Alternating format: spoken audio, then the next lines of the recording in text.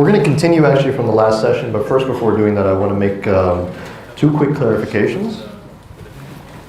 First off, when I was explaining the issue with Aisha, you may have noticed that I use a lot of science or scientific papers, correct?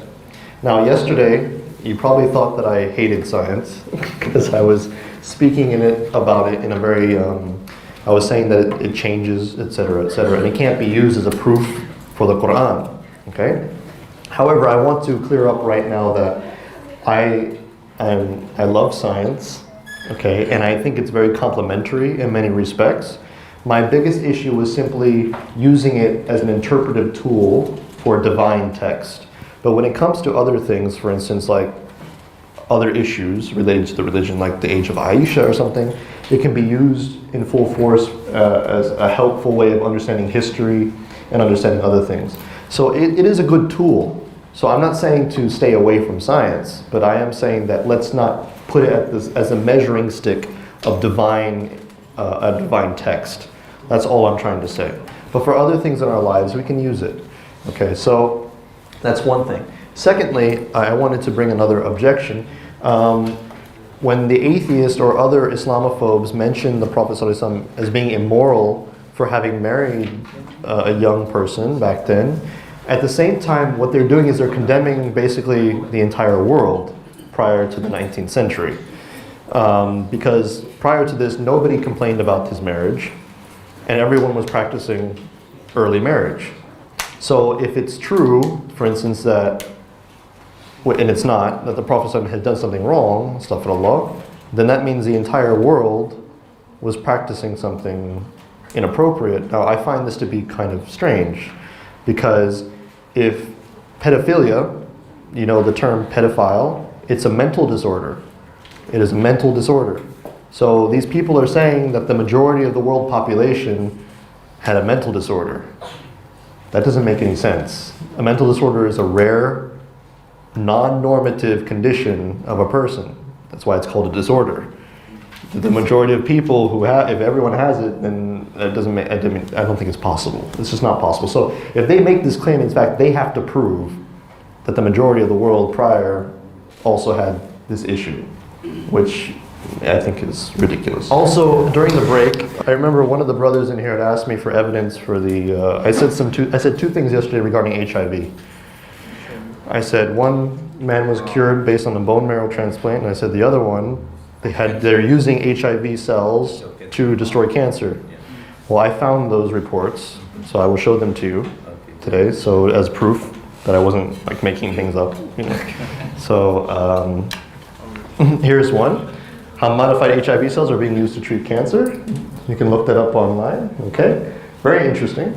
And the next one, there's a Wikipedia article about the first man who was cured of AIDS, the Berlin patient. His name was, if I can remember, Anonymous. Timothy Ray Brown. Okay? He was recently cured of AIDS by having a bone marrow transplant. What they did was they took a bone marrow of somebody who they thought was immune to AIDS. They transferred into his body, and he has now been cleared of the virus. So the AIDS virus, being immune to AIDS means that the virus cannot detect the white blood cells of that person. So they took that person's white blood cells, they transferred into his body, and now he no longer has AIDS. He's been cured since 2000. Just any healthy person? Or no, a specific individual. So they're trying to determine who those people are, their genetic disposition, and they're trying to now copy, or trying to figure out a way to copy that white blood cell count so they can use it in the future and just transfer it into people who have it. So, and this just happened recently, so the research is still going on, and now they're finding ways to use HIV to kill cancer. So, progress, right? It's interesting. But when we talk about scientific progress in medicine, we have to be careful, because just like with antibiotics, diseases adapt. So now we're having a huge problem right now. They're trying to find more antibiotics because the bacteria are starting to adapt to all of our medicine. So they're getting worse, actually. And they're saying if they don't start finding antibiotics more antibiotics in the next few decades, we might have another plague on our hands, because we won't be immune to anything. So this is one of the puzzles of modern biology. Okay, so let's get rid of that. We're going to talk about atheist psychology now. And here's my YouTube page again. I know people are going to try to add me. So if we want to click on the first page, please, first picture. We're going to go through a series of pictures. I post these things for the purpose of showing people how to debate and how atheists argue. And first off, I want to say that atheists typically do not become atheists because they have some sort of intellectual revelation, okay, that they have some argument that's presented to them, and all of a sudden they say, okay, I can't believe in God anymore. They don't do this. Most of the time it has more to do with the fact that they want to rebel against an authority, or they want to make themselves feel superior in some way. And this is also typical sometimes of religious believers who convert, okay, but most of the time for atheists this is the case. And it also explains their fervent desire to attack religion all the time.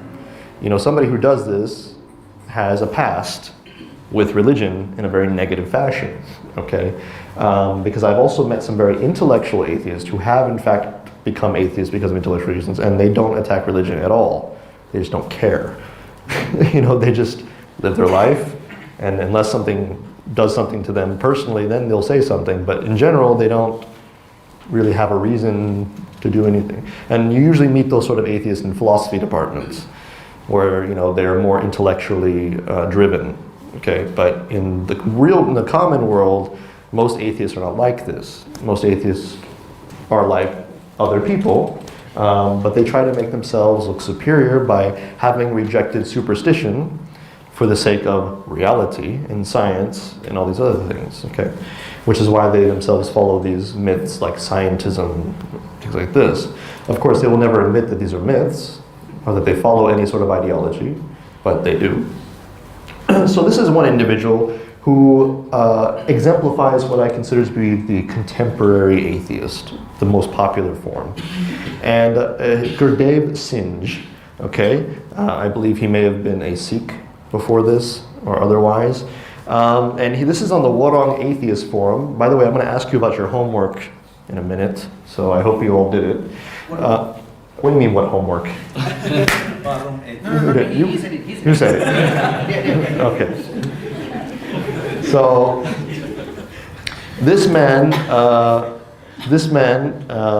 posted here on this forum. He said he was feeling amused, and I'd seen him post before. He always asked for evidence for God's existence, okay? And so he said, I would just like to thank all the theists in this group for proving to me once for all that the intellectual cancer that plagues our species is more potent than Ebola ever can be. Okay? May God bless us all if we ever find him.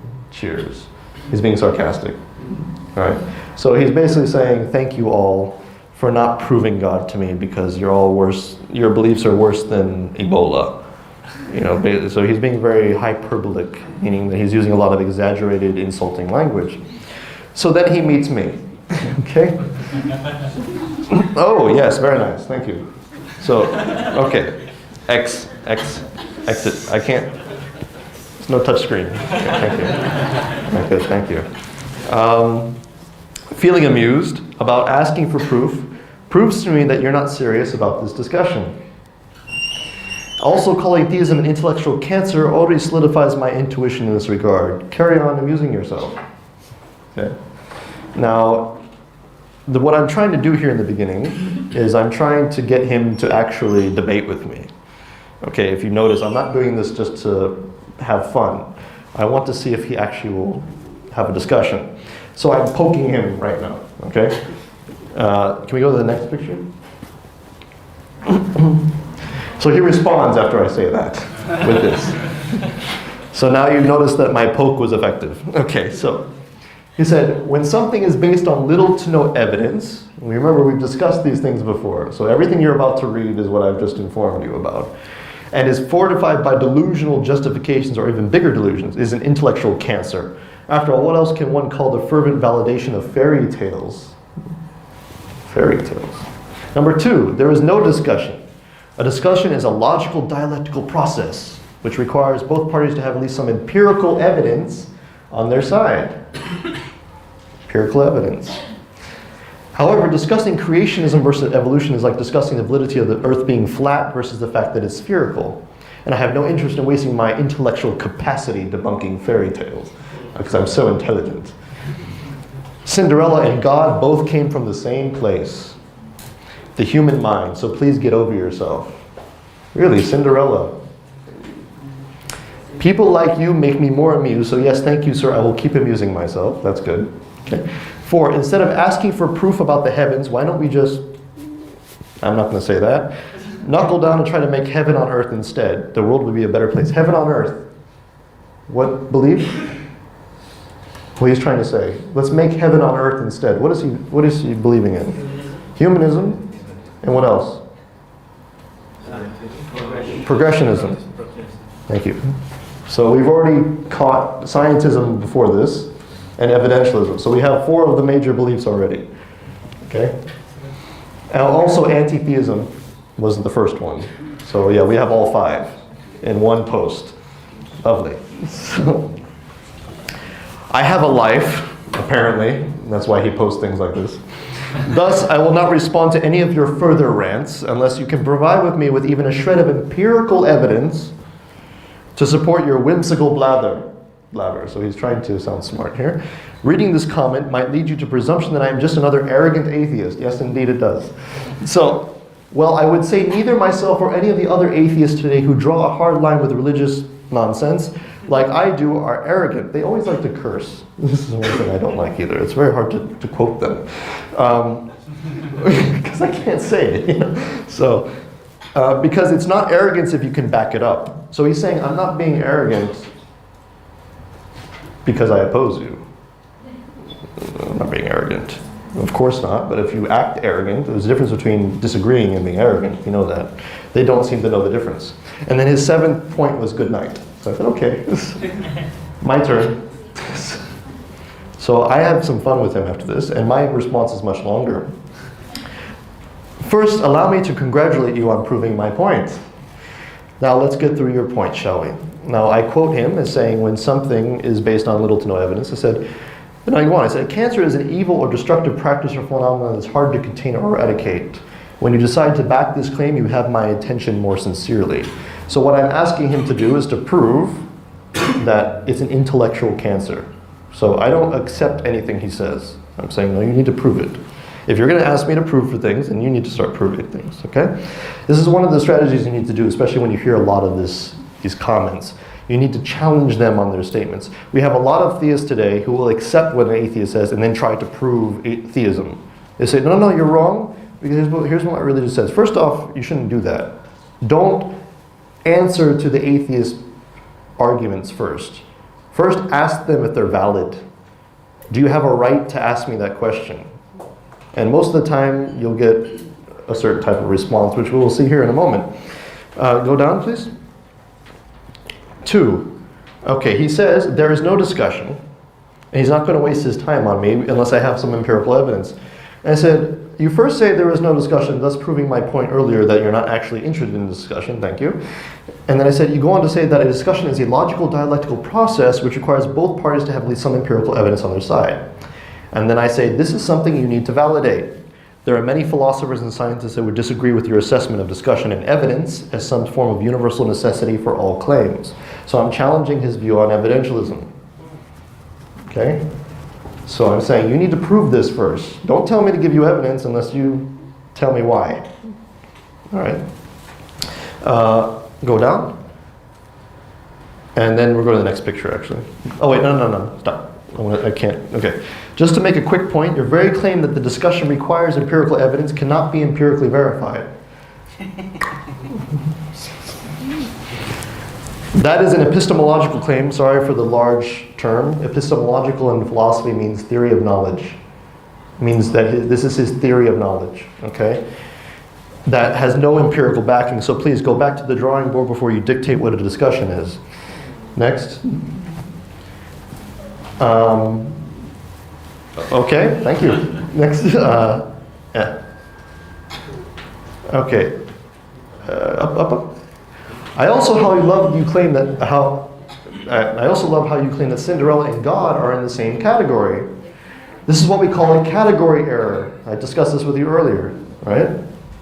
When discussing fallacies of logic, Cinderella is imagined precisely because it conforms already to our experiences of natural phenomenon. Cinderella is a physical construct based off our understanding of the forms of human beings. Likewise, things like unicorns, fairies, rotating teapots around Mars, and flying spaghetti monsters are constructs based on our observations of physical phenomenon. A unicorn is just a combination between a horn and a horse. Fairies are just small people with insect wings, etc.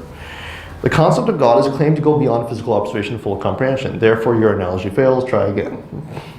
Okay? Next. You're irritating him, huh? Yeah, you'll see in a minute. After my response, you'll see his response. Okay? He gets very angry. He said, people like you make me more amused. I said, people who are more learned than you in philosophy debunking your nonsense is amusing, then you shouldn't mind calling you a masochist. Okay, that's just a clever comment on my part. Don't take that seriously. I'm just sort of trying to poke at him a little bit more. Instead of asking for proof about the heavens, why don't we just be quiet and knuckle down and try to make heaven on earth instead? And I said, several figures in the past attempted this, such as Lenin, Stalin, Mao, etc. Do you know who these individuals are? And they slaughtered millions of people? Okay, because they believed they could make heaven on earth? That's what we call a utopia in philosophy. That is impossible. Utopia. Several figures past, too fond of this humanistic utopia. They've caused more than enough bloodshed to outcompete religious ideologies. Thank you very much. I would prefer not to do that. Number 5, I have a life. And I said, when you can provide validation that I need to provide empirical evidence for your vacuous demands, then I may feel obligated to do so. Until then, your life seems very grand for needing to compensate for your lack of intellectual ability through amusing yourself by asking questions you already believe you have answers for. So basically, what I'm not trying to insult him just for the sake of insulting him. What I'm trying to do is getting him to talk to me. Because he's sitting here saying I'm a waste of his time. But at the same time, he's writing these long messages. Right? He's saying, I'm too smart for this. Okay, well, let's see if you can prove it. Next. Oh, and I said, sleep well. Okay. Oh, does it go further down? Oh, this is his response. I can't sleep well any longer. It gives me a migraine thinking down to your level. Your writing and your grammar is sound. Thank you. I think I write very well. Okay, and I commend you for that, but sadly your argument isn't. But keep barking like all good dogs do when they believe the moon will howl back at them, even though it's clear that heaven could care less. Cheers. Okay, my response? That's because your precious, fragile ego has been broken. My apologies for the migraine. When you decide to actually amuse yourself further with real arguments, I might be here to help you entertain yourself. Till then, take some Panadol. Okay, go on. He said, believe whatever you want to believe. That is certainly what you love doing anyway, without any evidence. So he's not answering anything. You notice this? It must be wonderful being religious. Your assumptions are always your conclusions. I go on. I still waiting for empirical evidence to back your claims. I feel I shouldn't hold my breath. He goes on, don't because I'm not going to waste my time. I say, I'll take that as an admission that you have none. Good form, sir, good form. Continue. This gets more interesting. Oh, go up? No, go up, please. So he says, I basically say, I sense these are excuses, or shall we expect the third good night for this evening? Perhaps till the morning. He said, you seem to sense a lot, should I call you something else? And then after I gave him my last response, he did something that I expected him to do. Can we go to the last picture, please? And I thankfully recorded this before he did it, because I wouldn't be able to. He removed the post. He didn't want people to see what I did. I saved it though, and I posted it anyway. Where is it? It's on my Facebook page. But the actual post was on that forum, on the Warang Atheist. He deleted it. Because I asked him for the very same standards that he was doing to me, and he couldn't do it. So he got upset, and that was it. So, can anybody tell me anything about this discussion? Does it seem familiar to you at all? It's always one-sided. No, besides that, but does he? This artificial security, superiority, artificial. Yeah, it's very artificial. Yeah. But besides that, but what I'm trying to ask you is, did it feel familiar as you're reading any of this? Yeah. Did any of this feel familiar to you at all? Was it because of what we talked about yesterday? his attitude. No? The attitude may have not been so familiar, but what I mean is that the actual concepts, the arguments they were using, all of the things that I discussed with you, he said in one sentence, like in one forum post. And these are the common things that will be stated, okay? Now, how did I object to him? Can anybody give me an idea? Now, yes, I was a little bit sassy with him too. So, I mean, I kind of like, I was trying to have some fun, but You didn't get banned. I didn't get banned, you did. But, I'm sorry, I didn't. He got banned from the forum, I don't know why. I think you made the admin upset. But I'm surprised though, because I'm usually much more hostile.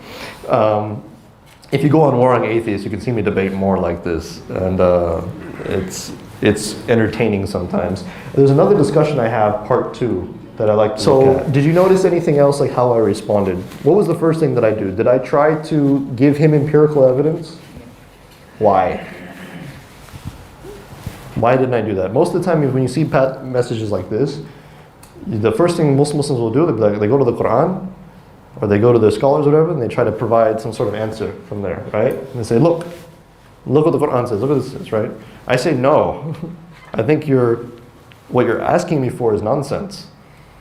Turning the table, huh? Yeah, well, it's turning the tables. They don't like that because they say that it's called switching the burden of proof, which is usually a fallacy. It's usually a bad thing to do. You should never switch the burden of proof on somebody. If somebody makes a claim, they have to prove it, okay? Except under certain conditions. In fact, this fallacy only exists in reference to things which are where evidence is necessary.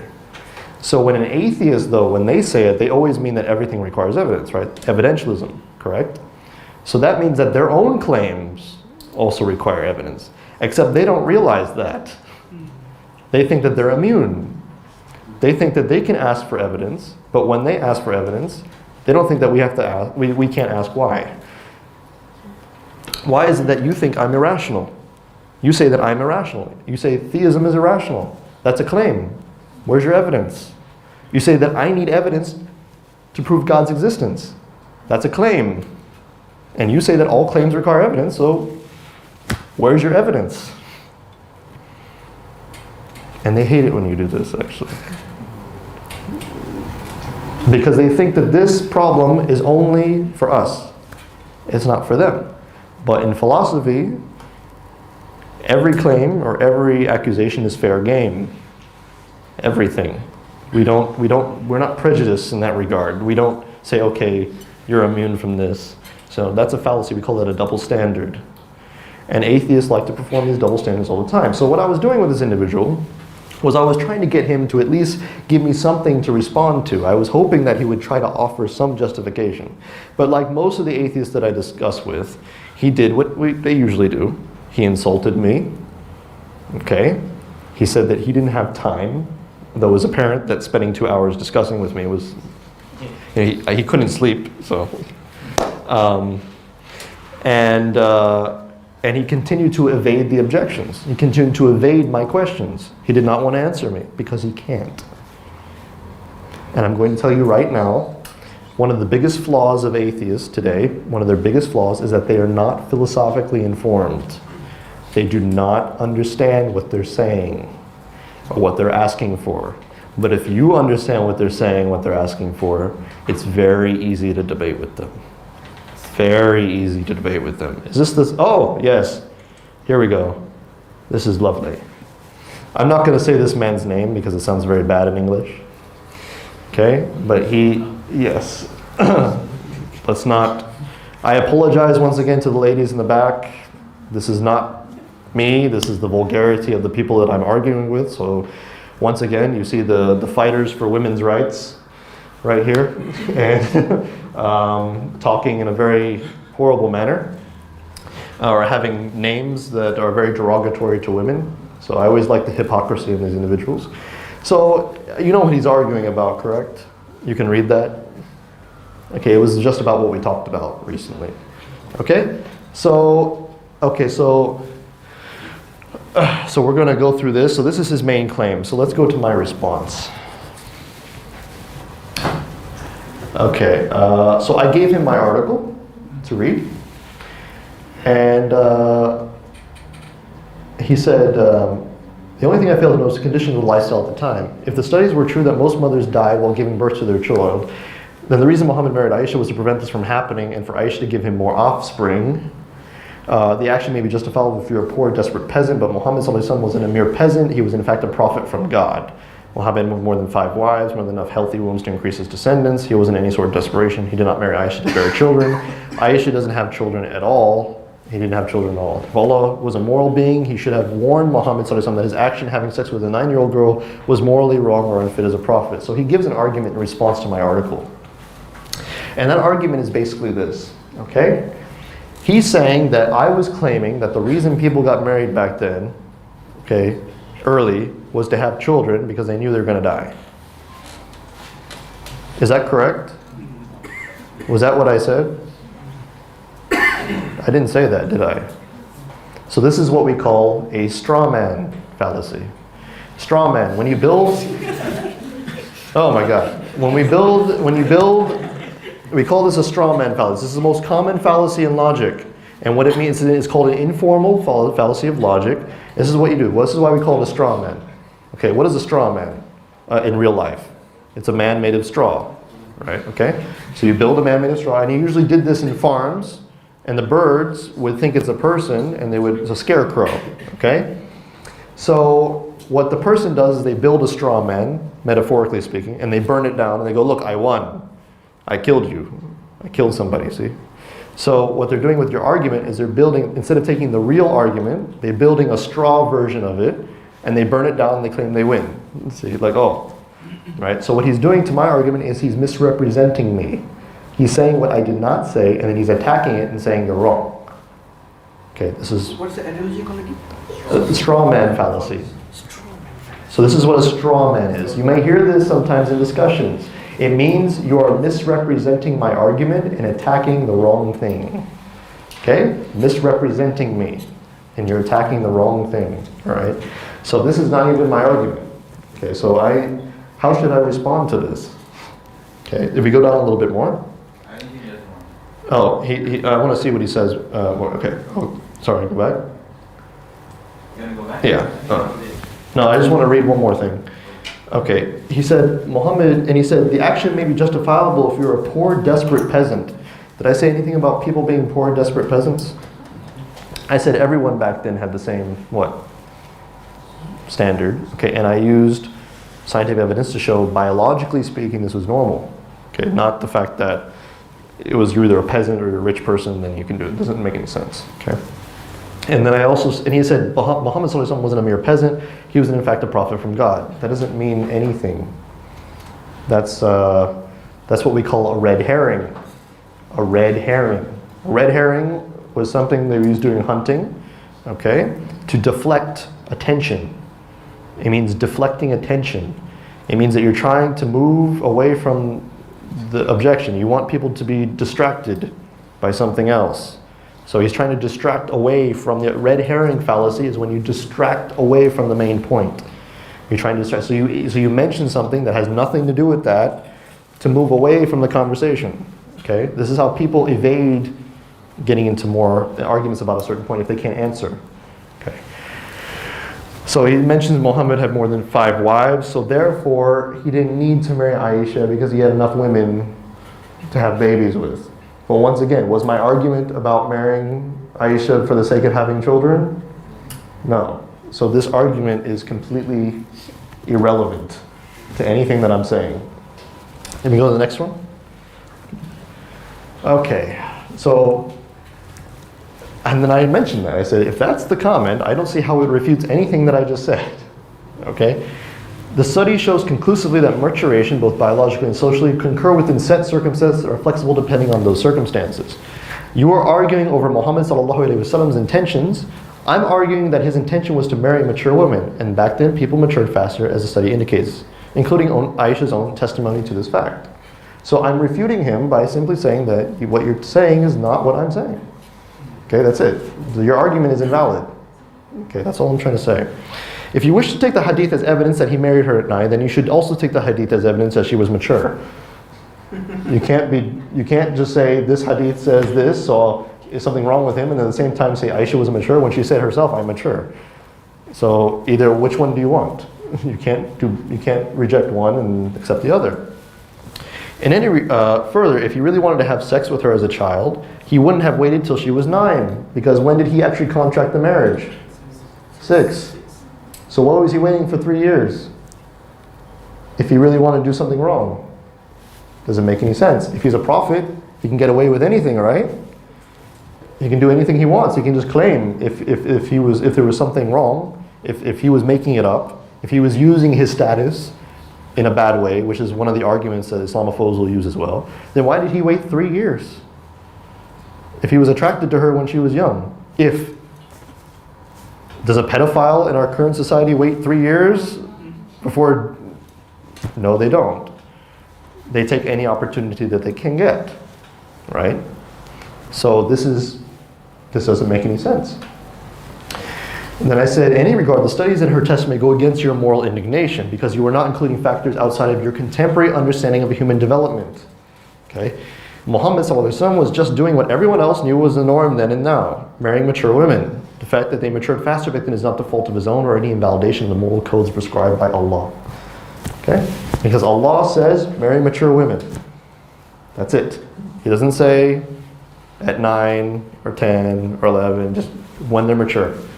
So, I'd like to include that I find it very interesting how many of you will condemn the Prophet as this, but then don't understand the implication of this condemnation. And I mentioned this to you before. Basically, you're saying that the majority of the world's population prior to the 1900s were all pedophiles, when we know this is a mental disorder. So if you're willing to argue that it was normative that the majority of the world prior to the last 100 years were all suffering from a mental disorder, I find this to be an extraordinary claim, if I may say so myself.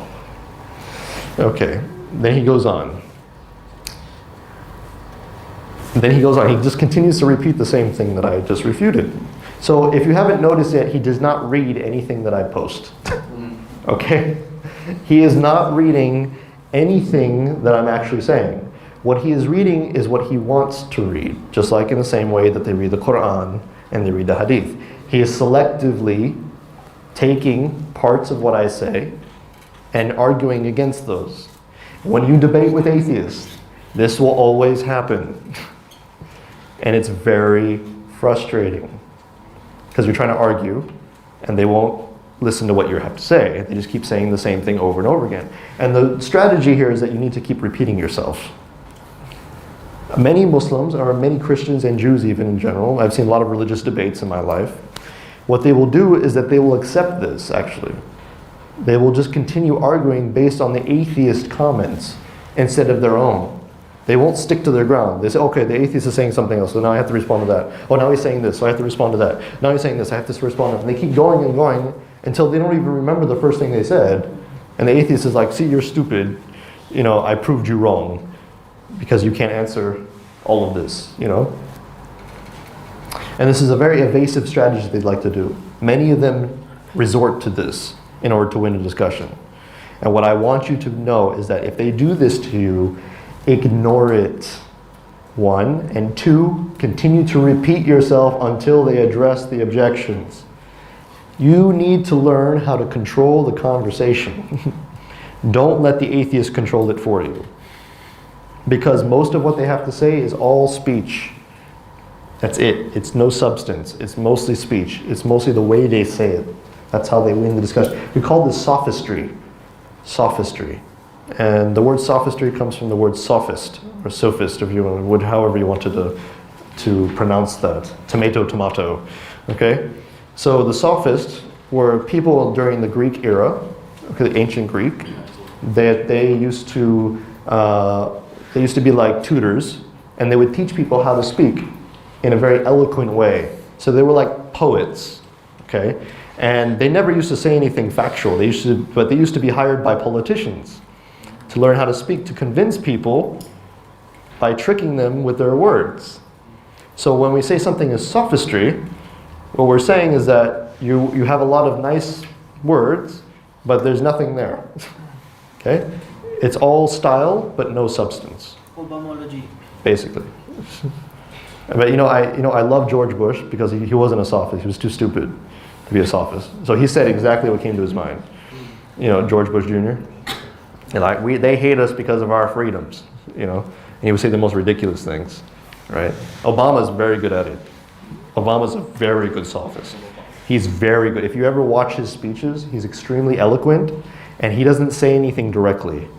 So that if you actually try to interpret what he says, he can say, I didn't say that. See what I mean? So this is how a sophist operates. And many times you can notice when an atheist doesn't want to give you a direct answer, or if they're trying to evade, this is what they're going to resort to. Okay. So, okay. Okay, here we go. I even post a hadith that portrays her maturity. She was still playing with dolls when she is in Muhammad's care. So once again, in my article, that if he would have read, he would have noticed that I actually already mentioned this, right? But he doesn't want to read. Yeah, he's just saying the same thing over again. Oh, but he's saying it's an excuse. Now, in my opinion, if he actually would have read my argument, he wouldn't think this was an excuse. Because it says in that argument that she was 14 years old when she was playing with dolls. And he's thinking that she was still 9. Uh-oh. So how can he say that I'm making an excuse? Because when it's told 2 different time periods, when this doll incident occurred, it's 5 years after she got married. Okay. So he said the hadith already provided enough evidence that the Prophet had done an immoral act as a child, to a child. Really? Okay, let's go on. Oh, okay, so I post something from the article mentioning the doll incident. Can we go down again? Sorry. Next. Yeah, I mentioned this already. Next. Okay, next. Or does he say anything at the bottom? I'm sorry, go down. No, okay, next. Okay, end quote. So go down. And then I say this. You said, I don't care if 1,000 years ago it was a normal thing to do. It is still an immoral act and unfitting, especially for a prophet. I said, so you're admitting that you believe the majority of the world suffer from the mental disorder of pedophilia and that marrying a mature woman is immoral. So I ask him a question. I'm trying to get him to see how ridiculous this statement is. So I'm asking him, do you believe this? Okay, so let's go. Okay, so he responds, and he says something very rude, so we're not even into that. Go down. He said, granted, I did miss a couple of your points. So now he's saying, okay, I missed some of your points. Now, this was after I kept repeating myself about 3 or 4 times.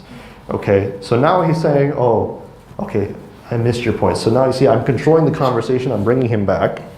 So now he's trying to address this. Anyway, I don't think that 1900 years ago, or people suffered from mental disorders. So he's saying, no, they didn't suffer. But I do think that they have not truly investigated the proper age for a girl to reach a certain mentally, to handle sexual acts. Prophet of God's job is to teach this, is it not? So now he's saying it's not a mental disorder, but they were ignorant. Okay? So now he's changing a little bit here. Okay? So you notice he's getting a little softer, maybe? Okay, let's keep going. Okay. The Prophet, and I mentioned, the Prophet ﷺ told us to marry women who are mature. He didn't specify an age. The fact that Aisha was 9 doesn't mean it's mandatory or allowed for us to marry 9-year-olds just because they're 9. Nowhere in the fiqh does it say this. It only states we are to marry women who are physically and mentally mature. That's it. Okay. He said, okay, then is having sex with a 9-year-old girl is acceptable or not? So now you see he's trying to ask me a loaded question. This is what we call a loaded question. Loaded question. I'll give you an example of another loaded question. Have you stopped beating your wife yet? Have you stopped beating your wife yet? Now, if you say yes, that means that you beat your wife. If you say no, it means that you beat your wife. It's called a loaded question. Either you say yes or no, you lose, right? This is what he's asking me, okay? So I'm going to answer him in a different way. I'm not going to say yes or no because I know it's a trick, okay? I respond, I said, having sex with a mature woman is acceptable regardless of age. That was my response. So I got away from it, okay? This is a trick. Watch for the loaded questions. Sometimes you'll get them. Sometimes people ask you, do you follow that violent religion called Islam? If they say, no, I don't follow Islam. If you say yes, you follow Islam, but then you're admitting that it's violent, right? So you wouldn't answer that question, right? How do you answer that question? You don't say yes or no, first off. What do you say? You say, that question is a loaded question. That's wrong question to be asking. Because I don't believe in something that's violent, and I believe in Islam. So you just don't fall for the question. Loaded questions are often asked, they already have the conclusion in mind. So he's not asking you for any other reason than to just provoke you or to already state his opinion. He's not asking for any open discussion, okay? So, continue. Okay, we go up. You said something on below. He contracted the marriage when she was 6 and consummated at 9 when she became mature. Yes, so I'm continuing to say the same thing over and over again. I'm not breaking away from that. I'm standing my ground. Okay. He said, by Islam's view, how do we determine if a child is mature enough to have sex? I said, in detail and extensively in part 3, I said, back then it was more difficult, so they based it on normative understanding of what constitutes mature. Nowadays we have more advanced methods to determine maturity. As such, Islamic law should incorporate them. So I would say the contemporary standards of legal sexual maturity are in line with Islamic principles. Okay, so then he keeps going.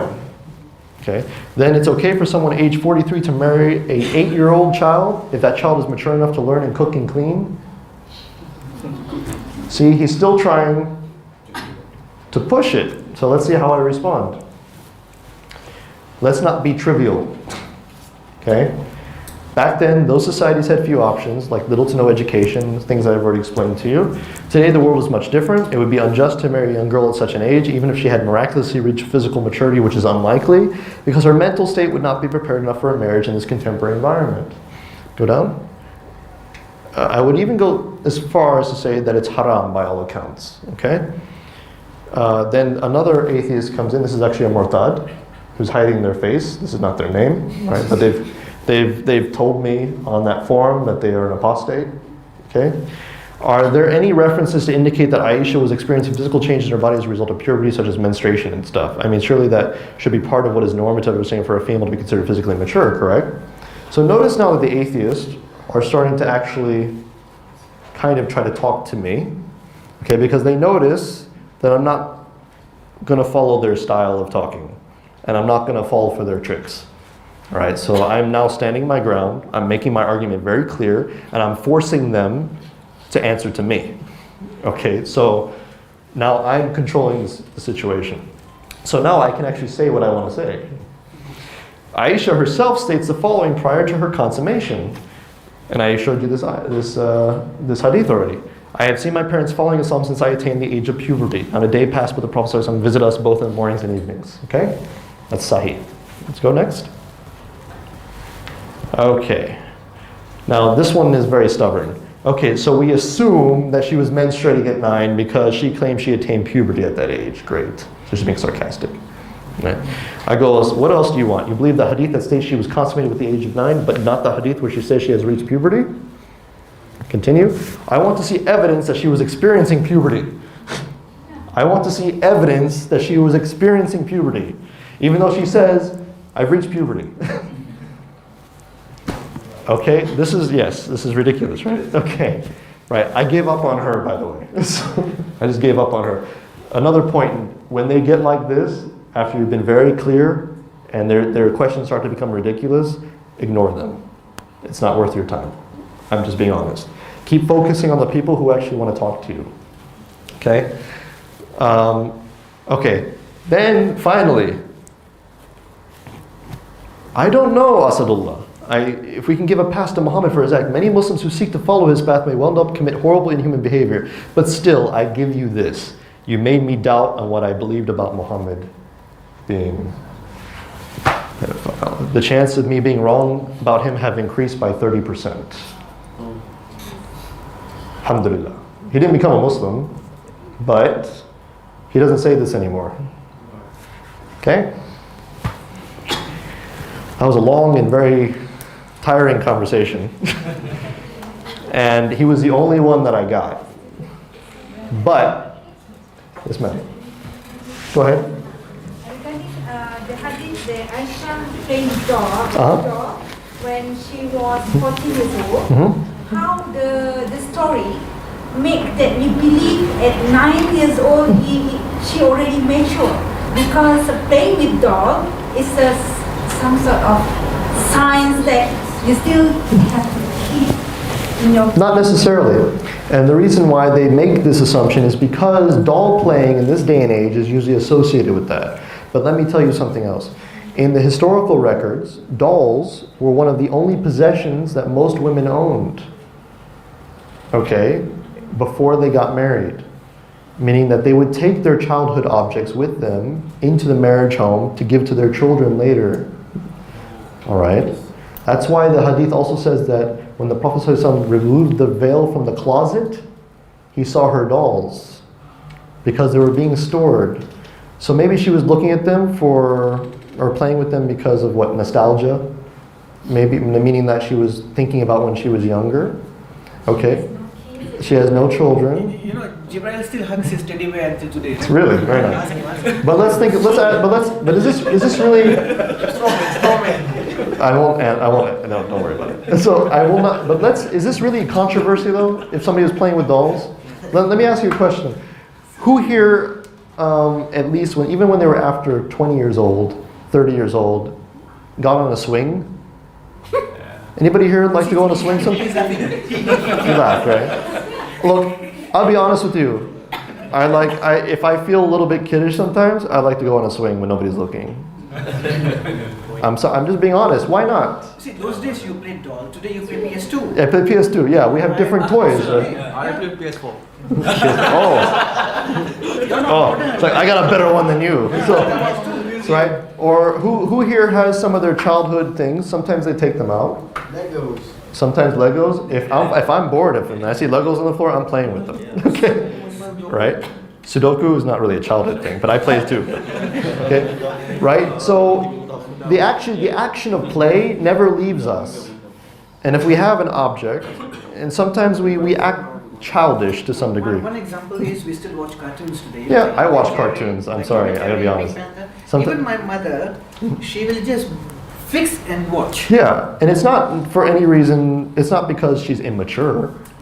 It's just that sometimes we like to be, have fun like we used to when we were kids. That's it.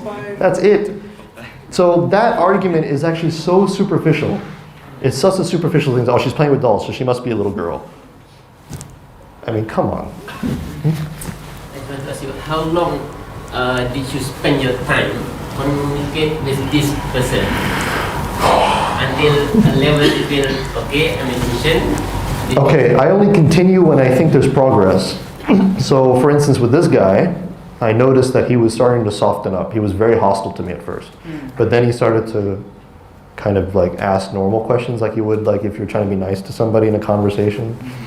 The atheists are also very hostile because they're online. And when you're online, you can hide your face and everything. You can just be as mean as possible because you're not standing in front of the person talking to them. They wouldn't talk like this in front of you because they would just punch in the face. But so normally people act differently when they're on the computer than when they're in real life.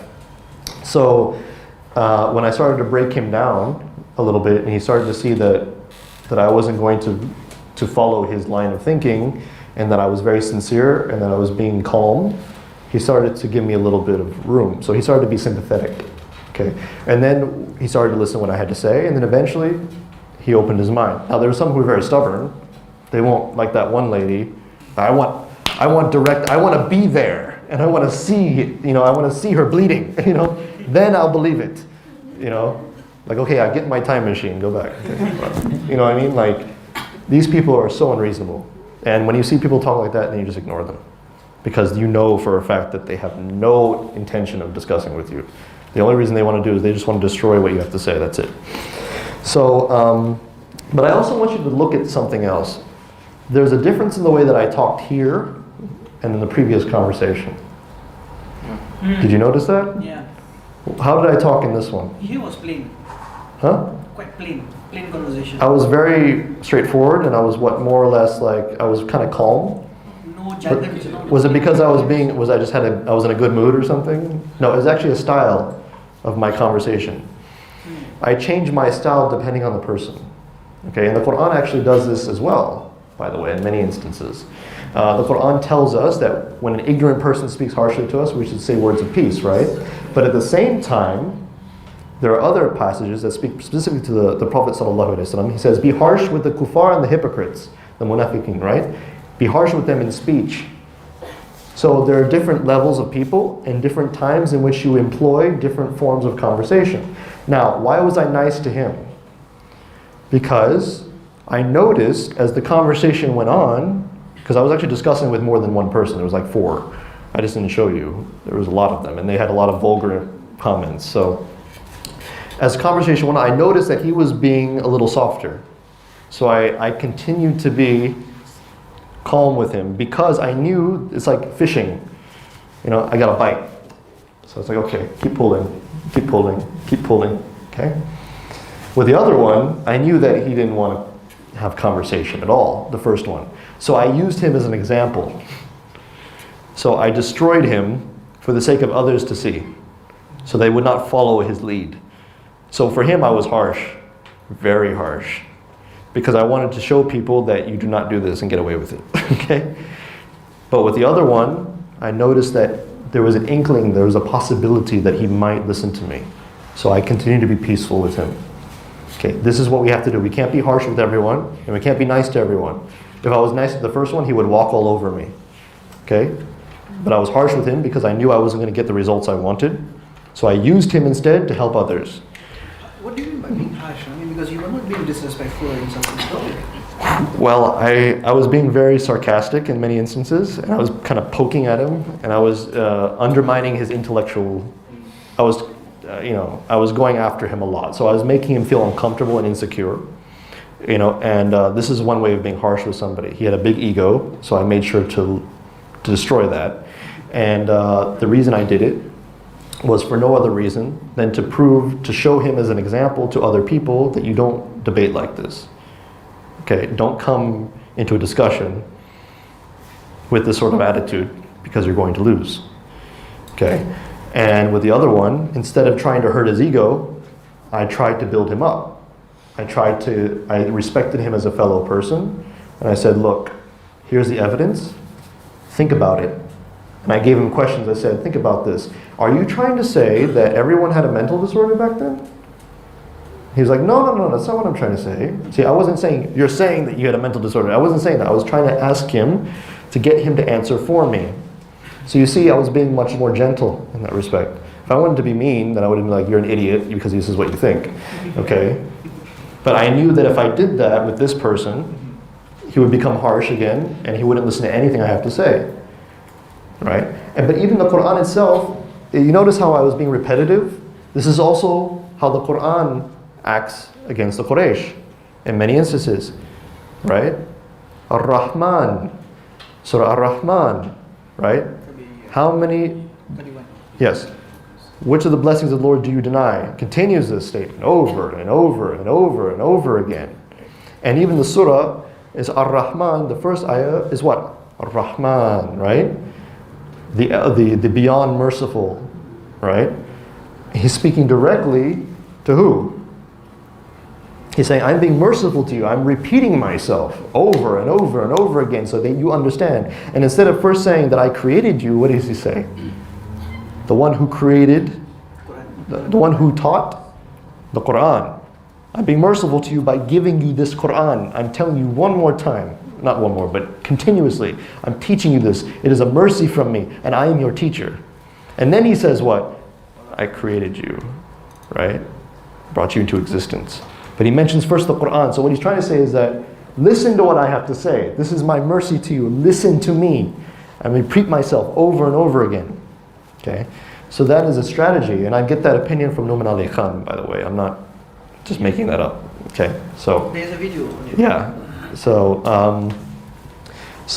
this is a strategy also of the Quran. So sometimes you see ayahs in the Quran that mention you be harsh with the kuffar, you be harsh with the munafiqeen, you be harsh with them, and then there's some that say be peaceful, be calm. But you have to realize that it depended on the behavior of the individual and their mentality. It did not depend on just the fact they believe or they don't believe. So there are a lot of Muslims sometimes that say, we should always be harsh with the Quran, astaghfirullah. We should always be harsh with the kuffar and the munafiqeen. We should always be harsh with them. Depends. You have to judge correctly. Try to look, I mean, you can never read the intentions of a person, but you can judge their psychology based on how they speak to you. And the first way of doing that is asking them questions. Like I did, prodding them, trying to see, okay, are you willing to talk to me? So here's some questions, answer. And if they say, I don't want to answer, I don't have time for this, I'm too smart for you. And they keep going and going, then you know there's something wrong with that person. So you, okay, fine. So that means that now I'm going to cut you down, okay? So this is what you need to, these are the sort of strategies that you need to employ whenever you debate. Now I've given you these examples not to show how awesome a debater I am, because I've lost many debates in the past. And you know, that was a very humiliating moment. Okay? And when you lose a debate, it doesn't mean that the argument that you have is wrong, by the way. It just means that you're not as good at strategizing. Because a debate is really a conversation. It's a game. Remember I talked earlier when he was debating me yesterday for like 20 minutes. I said it was a game, right? Because it is a game. It's like a puzzle. You have to figure out how to get around certain things. You have to know how to talk, and at the same time you have to know when to point out people's flaws in argumentation and why they're saying what they're saying. Okay? And you have to understand their psychology. So it's a very, dawah is not just what type of response you give. Okay? And to who. It's about how you talk, but it's about also how you judge the character and how you're able to move the conversation forward and how you're able to what? I think the most important thing is control the conversation. You need to control the conversation at all times. If you dominate the conversation, you win. Okay? And the reason and the way you do that, even if somebody's attacking you, if they come in with all of these arguments, you have to focus it on one thing at a time. You get a lot of people, especially Islamophobes, the first thing they'll do when they attack Islam is they'll mention like, here are 90 ayahs that say this one thing, and you see this is what the Quran says, and you're like, okay, well, I'm not going to answer all 90 of those. You know, so let's focus on the most important one.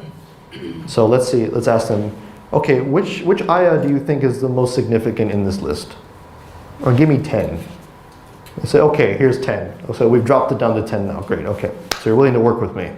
All right, so now we can focus. And say, which of these 10 do you think is the most significant? Maybe this one. Okay, let's talk about that. Let's go to the tafsir.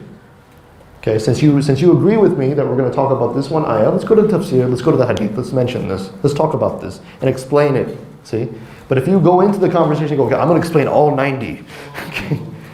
A lot of people do this. Big mistake. Don't do it, because I'm going to tell you right now, the atheist is not going to read it even if you read a novel. Okay, they're not doing this to get a response. They're doing this to attack you. Okay, and when you attack somebody, you don't want them to respond and to prove you wrong. You just want to be right, right? So if the person's willing to discuss, first ask them if they're to agree to some conditions. Can we just talk about this? Okay, can we have a fair discussion here? And if they're not willing to, then ignore them. If they are, continue the conversation. Okay. Those people I consider the open-minded ones. But most of the time they won't do it. So I promise you they will usually avoid the discussion because they don't want to get into anything that proves their assumptions wrong. A lot of atheists like to say, we're most open-minded people. If you just show us evidence, we'll change. Usually that's not the case. So, but with this individual, I was very fortunate. And I'm going to tell you, this doesn't happen all the time. This happens about 1% of all my conversation. Not even, probably less than that, of all my conversations. And it's not because, I guess it sounds very arrogant, but I think of myself as a pretty good debater because I've been doing it for like 6-7 years, and I've been taught formally how to do so. I'm not perfect. Like I said, I've lost a few of them, especially with people who are much more advanced than me. So I believe, just based on my own self-confidence, that most of the time that people don't want to listen is because of themselves. Because when you extend an olive branch, you know, when you extend an arm of peace to somebody and you say, let's have a fair conversation, and they don't want to do it, whose fault is that? Is it yours or that person? So like the first gentleman that I mentioned, he was completely unwilling to answer anything I said. Completely unwilling. He just kept calling me an idiot. And so I knew from that point that there's no point in this discussion. So prior to, I guess, closing the session, we have about 10 minutes or so. Does anybody have any questions related to what I've just shown you before we get into the more technical information in the next session? Can you recommend me some websites? Websites that discuss thoroughly about the issues. About what issues? Any issues that brought up by the atheists. There are many websites online that discuss atheism. However, I'm going to warn you, they're mostly from Christians. Because Christians, for some reason, they have actually a lot of philosophers on their side. The main Christian philosopher that a lot of people like to refer to is Alvin Plantinga. And another one is, God, I forgot his name. Not St. Augustine, I'm talking about contemporary. He uses the Kalam cosmological argument.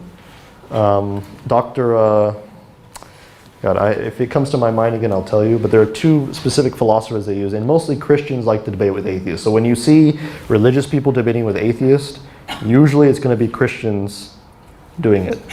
And unfortunately, Christians are much more philosophically informed than we are. Much more. That's why they have a lesser rate of, I guess, deconversion than that, even though for some reason they act the same. So it's a complicated thing, but Christians tend to be able to keep their followers a little bit easier than we do. And that's because we have yet to respond in the same manner. And in fact, Christians are much more advanced in terms of their philosophical arguments. Now, a website that you can go to, okay, the best website to deal with atheism today, I'm going to mention what I consider the second best, and that's IERA. Okay, that's where Hamza Sources is.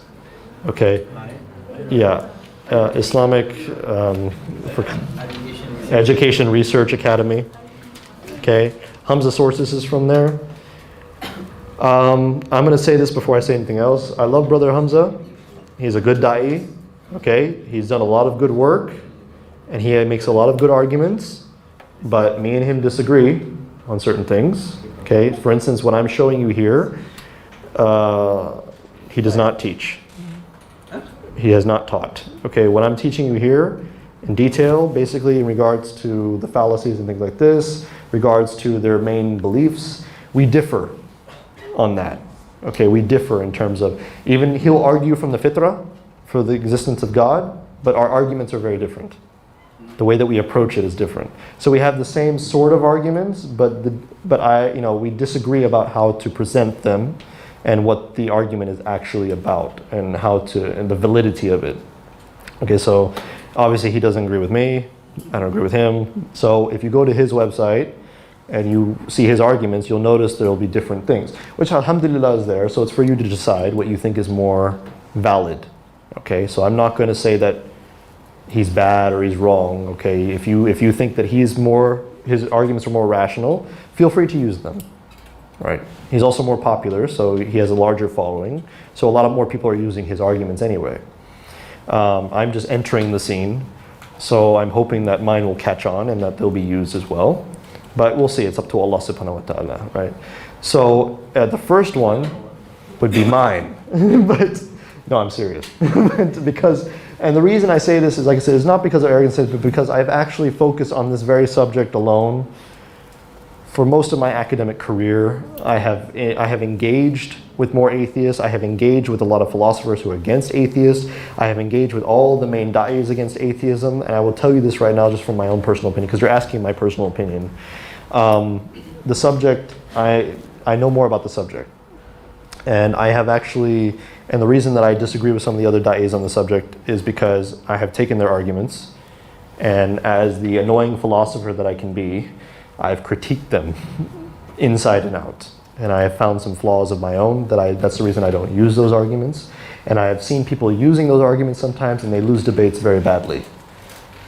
So the reason I'm offering these arguments is because these are the ones that I think work. And I'm just giving you what I honestly feel. I'm not trying to say that I'm better. I'm just telling you this is how I think. So if you disagree with me, feel free to.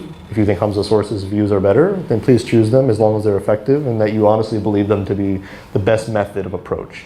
So I'm not saying don't go to him, but I would say that I think what I'm offering you here is more effective dawah-wise and in terms of the validity of the argument itself, okay, in terms of its effectiveness.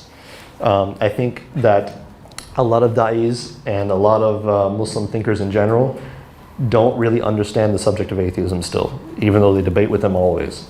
They don't understand what their main beliefs are, they don't understand what their main arguments are, and even when they do understand the main arguments, their response is usually regurgitated from past arguments used by some of the ulama, which is okay to some degree, but those ulama didn't understand the atheism of today. They understood the atheism of their time.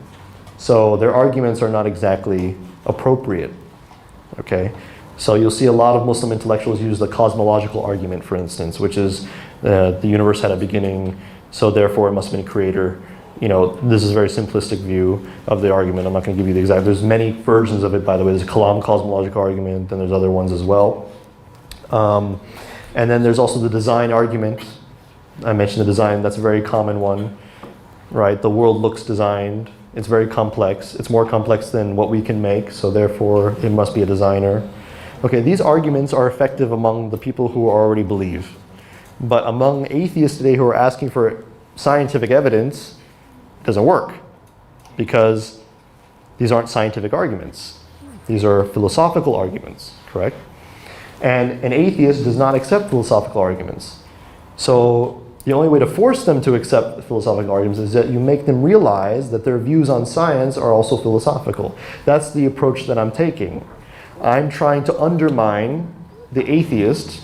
I'm trying to refute them by showing that how they're arguing and what sort of arguments they're using are ultimately based on what? Not science, but something else. And when you do that, then the arguments by the other thinkers and theologians become more effective. But as of right now, simply telling somebody an atheist a philosophical argument is not going to convince them, and it's not going to refute their objections, because they want tangible scientific evidence. Tangible, no? Tangible. They want something that they can see, something that is testable, observable, but this is nonsense. And we have to show that it's nonsense. We can't keep trying to appease them by saying, okay, I'll try to go find some empirical evidence for you right now for God. Excuse me, God, help me out. We don't do that. Okay, that's not how the proof for God comes about. That's not how we prove our religion, for instance. We don't use scientific evidence. We never have. There was once hadith. Someone asked for a proof with Rasulullah Sallallahu Alaihi Wasallam. What is the proof God existed? So he answered that footsteps of a camel is an evidence that a camel went past by. So a lot of da'is are using this hadith or this method to argue that design proves there's a designer. The thing is that these are considered signs, indirect. But for an atheist, he doesn't want indirect. So if you say, look, this looks like a designer was here, they'll still question that and say, we don't have absolute proof because it hasn't been tested and observed. And they'll say this about the camel, by the way. They say, yes, we know those are a camel's footprints because we've seen camels making them. Do you see what I'm trying to say? That's what they'll say in response. So I'm not saying that what the Prophet ﷺ said was wrong, but what I'm trying to say is, according to atheist ideology today, that is not sufficient. So in order for it to be sufficient, we have to find a way to destroy their assumptions, because their assumptions are actually what's getting in the way of the da'wah. Because what they want is unreasonable, and they don't realize that.